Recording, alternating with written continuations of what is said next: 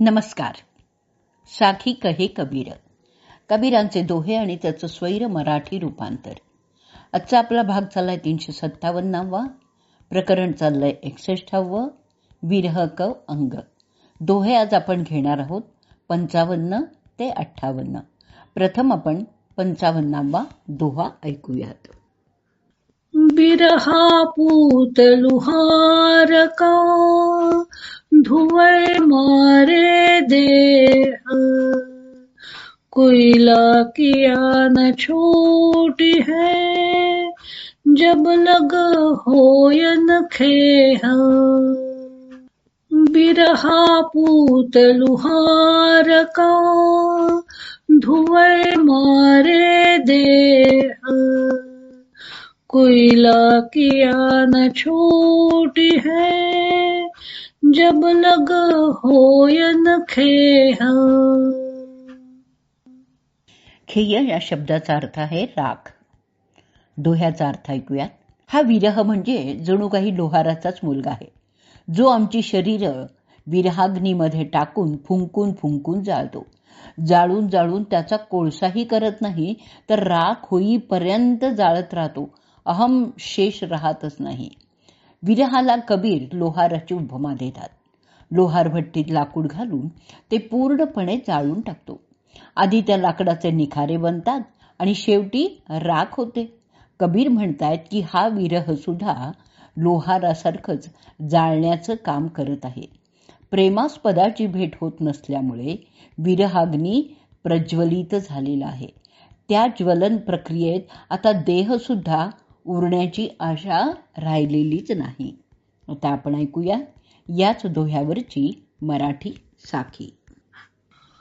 लोहाराचा पुत्र असे हा, जाळी देह फुंकुनी, कोळसा करुनी थांबेना, हा टाकी राख करुनी.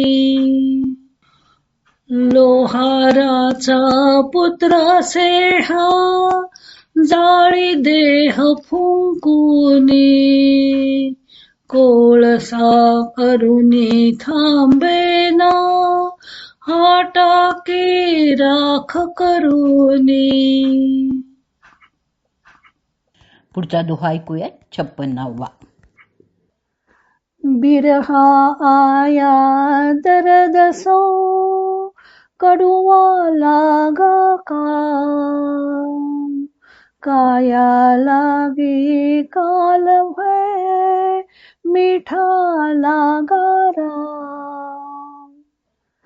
बिरहा आया दर्द सो, कड़ुआ लागा काम, काया लागी काल भय, मीठा लागा राम.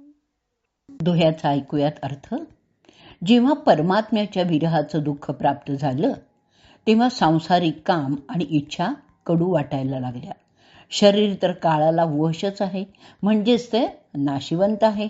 त्यामुळे त्याचीही आसक्ती राहिलेली नाहीये. आता फक्त रामच सर्वोत्तम मधुर वाटत आहे आणि अन्य सर्व काही असार असं वाटतंय. आत्यंतिक विरहाची परिणिती कशात होते ते कबीर सांगतायत. विरहिणीला जसं आपल्या पती वाचून अन्न पाणी गोड लागत नाही, तिचं चित्त केवळ आपल्या पतीची भेट कधी होईल याकडेच लागलेलं असतं. त्याचप्रमाणे भक्ताला सुद्धा रामाचा विरह होत असतो. त्याला रामा व्यतिरिक्त इतर कोणतेही विषय गोड वाटतच नाहीत. मन कशात रमतही नाही. काम आणि राम दोन्ही एके ठिकाणी नांदतच नाहीत. काम असेल तेव्हा राम आठवत नाही आणि राम असेल तर काम आठवत नाही. तेव्हा काम सर्वथैव नष्ट झाला तरच राम आठवणार आहे. आता आपण ऐकूयात याच दोह्यावरची मराठी साखी. विरह दुःख जव प्राप्त झाले, कडू लागे मज कामा, नश्वर शरीरी आसक्तीना, गोड वाटे मज रामा. विरह दुःख जव प्राप्त झाले, कडू लागे मज काम. नश्वर शरीरी आसक्तीना, गोड वाटे मज राम. पुढचा दोहा ऐकूयात 57वा. बिरही प्राणी बिरह की, पिंजर पीर न जाय. एक पीर है प्रीत की, रही कलेजे छाय. बिरही प्राणी बिरह की, पिंजर पीर न जाय. एक पीर है प्रीत की, रही कलेजे छाय. अर्थ ऐकूया. विरही प्राण्याच्या शरीरातून विरहाची पीडा जात नाही.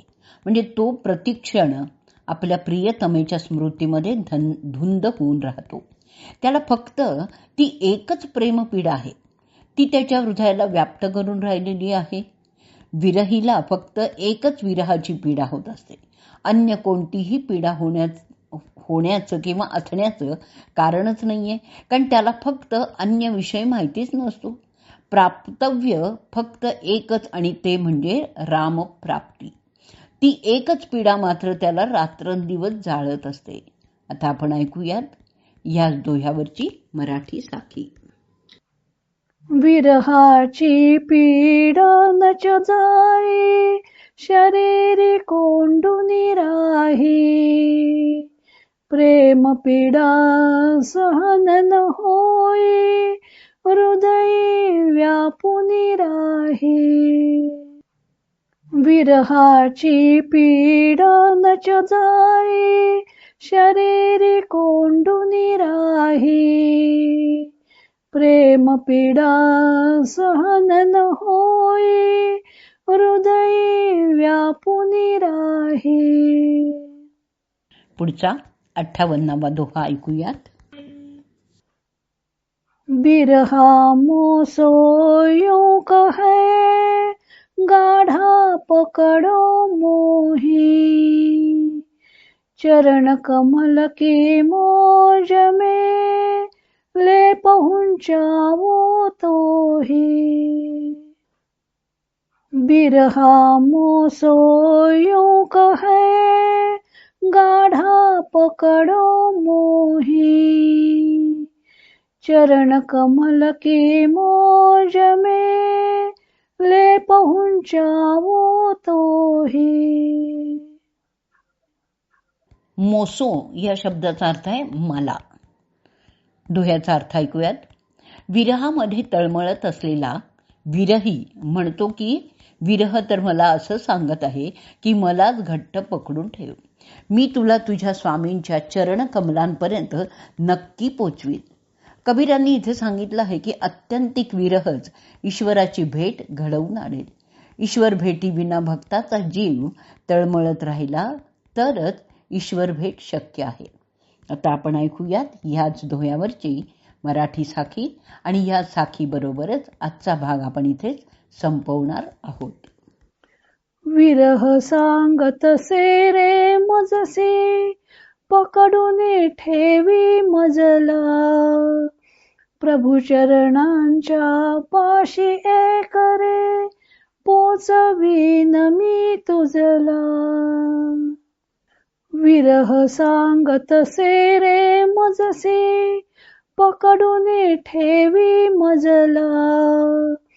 प्रभू चरणांच्या पाशी एक रे, पोचवीन मी तुझला.